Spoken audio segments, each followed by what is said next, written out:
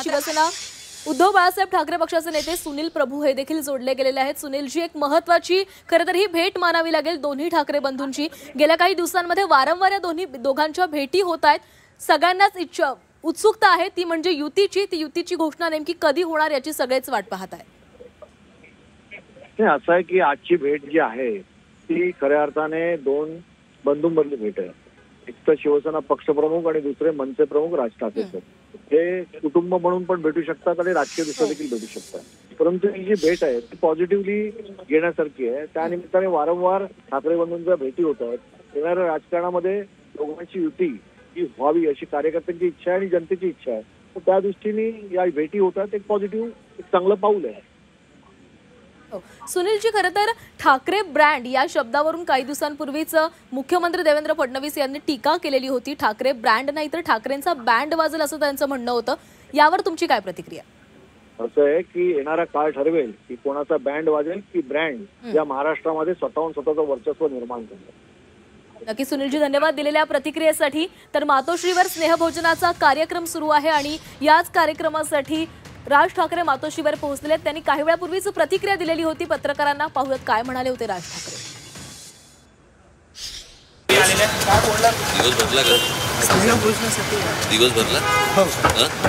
दिवस भरला ना तुमचा? इथं लागा का मला? महापालिकेचा? कसल्या महापालिकेची? आई आहे बरोबर? हो हो। समजून घे।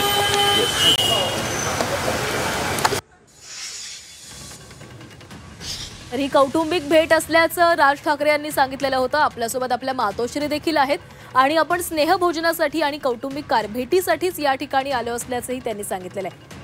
मनसे नेते बाळा नांदगावकर देखील आपल्यासोबत जोडले गेलेले आहेत। बाळा नांदगावकरजी, काही दिवसांपूर्वीच उद्धव ठाकरे हे शिवतीर्थावर आलेले होते। त्यावेळेस संजय राऊत आणि अनिल परब त्यांच्यासोबत होते। त्यावेळेस देखील चर्चा सुरू होती की युतीची घोषणा लवकरात लवकर होईल। आज राज ठाकरे मातोश्रीवर पोहोचलेले आहेत। काय सगळ्या सध्या चर्चा सुरू आहेत आणि त्याच चर्चांची ज्या काही युतीची चर्चा आहे ती घोषणा कधी होऊ शकते? मला असं वाटतं की मला खूप मनापासून आनंद वाटतोय। मी खूप आनंदी आहे। केवळ मी नाही तर ठाकरे परिवारावरती का प्रेम करणारा महाराष्ट्रातील प्रत्येक मराठी माणूस आणि महाराष्ट्रावरती आणि ठाकरे परिवारावरती प्रेम करणारा इतर भाषिक माणूस आज आनंदित निश्चितपणे झाला असेल। कारण दोन भावंड गेले कित्येक वर्ष एकमेकांपासून दुरावली होती। गेले 2-3 महिन्यामध्ये दोघे एकमेकांना भेटतात, एकमेकांच्या घरी जात आहेत आणि एकमेकांचा स्नेहभोजन होतोय, संवाद होतोय, सुसंवाद होतोय। केवळ राज ठाकरे उद्धव ठाकरे साहेबच नाहीत तर त्या ठिकाणी आदित्य ठाकरे, अमित ठाकरे हे दोघे बंधू एकमेकांना भेटतायत आणि सहकुटुंबात त्याचं स्नेहभोजन होते। खूप आनंदाची गोष्ट आहे। राजकारणाच्या पलीकडे युती वगैरे वगैरे या गोष्टी वेगळ्या, पण राजकारणाच्या पलीकडे जाऊन आपल्याला विचार करण्याची आवश्यकता आहे। त्याचं कारण असं आहे की मागे मी बोललो तर तुम्हाला आठवत असेल की शेवटी दोघांचा एकमेकांवरती विश्वास वाढला पाहिजेत, एकमेकांची मनं जुळली पाहिजेत। आता मला विश्वासही वाढताना दिसतो, एकमेकांची मनही जुळताना दिसत आहेत। त्यामुळे मला असं वाटतं की वाट ही अत्यंत सुखकर चालू आहे। शेवटी कसं आहे, काळ आणि वेळ हे फार महत्वाचे असतात। त्याप्रमाणे आता मला वाटतं की येणारे काळ हा त्या कुटुंबासाठी आणि महाराष्ट्रासाठी आणि मराठी माणसासाठी नक्की चांगला असेल। नक्कीच बाळा नांदगावकरजी, धन्यवाद दिलेल्या प्रतिक्रियेसाठी। आणि आता आपल्यासोबत भाजपचे नेते प्रवीण दरेकरजी देखील जोडले गेलेले आहेत। प्रवीणजी, उद्धव ठाकरे आणि राज ठाकरे यांची भेट घडताना दिसते। आम्ही महाराष्ट्राच्या हितासाठी एकत्र आलोय असं वारंवार नेत्यांकडून सांगितलं जाते। तुम्ही या भेटीकडे कशा प्रकारे बघताय?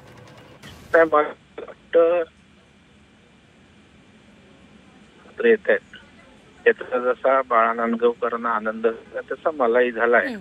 किंबहुना महाराष्ट्रातील राजकीय पक्ष कुठलाही असो, दुभंगलेली दोन मन कुटुंब एकत्र येत असतील तर मला वाटतं या ठिकाणी आम्हाला काय असूया असायचं काहीच कारण त्या ठिकाणी नाही आहे। आता याच्यामध्ये त्या दोघांनी येऊन महाराष्ट्राचं हित होणार आहे हे जरा धाडसी वक्तव्य आहे। कारण दोन व्यक्ती, दोन पक्षाचे प्रमुख एकत्र येऊन महाराष्ट्राचं तात्काळ कुठलं सरकार हातात नाही, कुठले संविधानिक अधिकार नाहीत आणि कसं काय महाराष्ट्राचं हित जपणार एकत्र आल्याने मला त्याची कल्पना नाही। परंतु महाराष्ट्राचं हित आता असणारं सरकार उत्तम पद्धतीने जपण्याचा प्रामाणिक प्रयत्न करतंय। महाराष्ट्राबरोबर आज मुंबई बदलताना दिसतेय। आज अटल सेतू असेल, आज कोस्टल रोड असेल, मोनो रेल, मेट्रो रेल, सगळ्या मुंबईला एक वेगळा असा आकार बदलताना दिसतोय. आता आपण गेल्याच आठवड्यात पाहिलं की अंडरग्राऊंड मेट्रोचं उद्घाटन झालं. तर अत्यंत बोलक्या प्रतिक्रिया त्या ठिकाणी मुंबईतल्या नागरिकांच्या होत्या, विशेषतः माझ्या महिला भगिनींच्या होत्या. की अंजली भागवत यांची मी त्या ठिकाणी मुलाखत किंवा प्रतिक्रिया बघितली.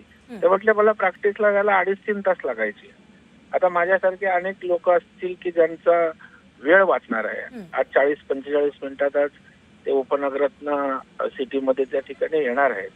आणि बघा समोर जर हित दिसतंय, हित कृतीत उतरताना दिसतंय, तर त्यामुळे दोघं एकत्र येण्याने काही जादूची कांडी फिरवली जाणार नाही की लगेच महाराष्ट्र 2-4 महिन्यात सुजलाम सुफलाम होईल. ठीक आहे, पण दोघे एकत्र येण्याचा आनंद आहे. आणि राजकीय राजकारणामध्ये तर असे पक्ष एकत्र येत असतात. आता महाविकास आघाडीत 3 पक्ष आहेत, महायुतीत 3 पक्ष आहेत. तशाच प्रकारे 2 पक्ष, 2 नेते एकत्र येतील. याच्या पलीकडे त्याला काही वेगळ्या चर्चा, त्याच्यावर विश्लेषण, त्याच्यामुळे काही मोठी जादू होणार आहे असं मला अजिबात त्या ठिकाणी वाटत नाही. नक्कीच धन्यवाद प्रवीण दरेकरजी तुम्ही दिलेल्या सविस्तर प्रतिक्रियेसाठी. उद्धव आणि राज ठाकरेंची ही 7व्यांदा भेट होतीये. राज उद्धव युतीची आता औपचारिकताच शिल्लक आहे. उद्धव ठाकरेंच्या भेटीचा सिलसिला हा कायम आहे. जवळपास 7व्यांदा ह्या दोघांची भेट होतीये. कधीही ठाकरेंच्या युतीची घोषणा होणार. ठाकरे खांद्याला खांदा लावून भिडणार का अशी देखील चर्चा आता सुरू झालेली आहे.